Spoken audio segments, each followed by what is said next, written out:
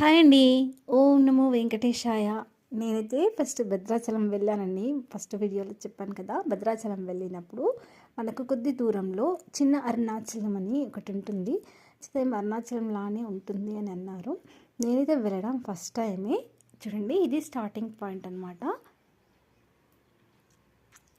చూస్తారు కదా, ఇలా ఇంకా గుడి ఇంకా కంప్లీట్ కాలేనట్టుంది, ఇంకా అవుతుంది. అయితే ఇక్కడ మనకు అన్ని దేవుళ్ళు దర్శనమిస్తాయండి. ఇక్కడ లేదు అని ఏమీ ఉండదు. ప్రతి ఒక్క దేవుళ్ళని మనం ఇక్కడ దర్శనం చేసుకోవచ్చు. ఇక్కడైతే ఎన్ని శివలింగాలు ఉన్నాయో తెలుసా, చాలా ఉన్నాయి. ఇక్కడ 1008 ఉన్నాయంట. చాలా అంటే చాలా ఉన్నాయి కదా శివలింగాలు. వీటిని చూస్తుంటే అయితే నాకైతే ఫుల్ హ్యాపీ అనిపించింది. ఇన్ని శివలింగాలని ఒకే దగ్గర చూడడం అంటే ఎవరికైనా హ్యాపీగా ఉంటుంది కదా. అన్ని లింగాలు, వాయులింగం, అగ్నిలింగం, ఇలా చాలా లింగాలు ఉన్నాయండి ఇక్కడ. చూడండి, ఇక్కడ వినాయకుడు కూడా ఉన్నాడు. ఇక్కడ సూర్యలింగం, అమ్మవారు అన్నీ ఉన్నాయండి. నాకు అన్ని పేర్లు తెలియదు, కానీ ప్రతి ఒక్క దేవుళ్ళు ఉన్నారు ఇక్కడ. ఇక్కడ వచ్చామంటే అన్నిటినీ మనం దర్శనం చేసుకోవచ్చు.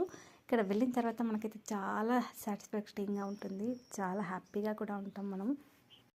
అండ్ మనకి ఇక్కడ జ్యోతిర్లింగాలు కూడా దర్శనమిస్తాయండి. ఇదైతే మనకు అరుణాచలంలో ఉంటుంది కదా మోక్ష మార్గం, అది కూడా ఉంది ఇక్కడ. చాలామంది కూడా అందులో ట్రై చేశారు, వెళ్ళారు. చూసారు కదా ఎంత బాగుందో. సంతోష్ మాత కూడా ఉంది.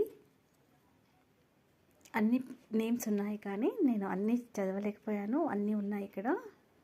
మీరు ఈసారి ఎప్పుడైనా భద్రాచలం వెళ్ళినప్పుడు ఈ చిన్న అరుణాచలాన్ని కూడా దర్శనం చేసుకోండి. చాలా అంటే చాలా హ్యాపీగా ఫీల్ అవుతారు. అంత బాగుంటుంది అసలు. అన్ని దేవుళ్ళు ఒకే దగ్గర దర్శనమిస్తుంటే ఇంకా హ్యాపీ కదా. ఇదైతే అద్దాల మండపం అండి. ఇక్కడ ఉంది ఒకటి అద్దాల మండపం.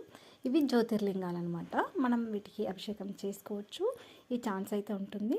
ఈసారి మీరు కూడా తప్పకుండా ట్రై చేసి చూడండి. ఈ జ్యోతిర్లింగాలు అభిషేకం చేసుకోవడానికి మనకైతే టికెట్ అలా ఇస్తారు. అది తీసుకొని మీరు అభిషేకం చేసుకోండి. ఒకసారి ట్రై చేయండి. Thank you for watching.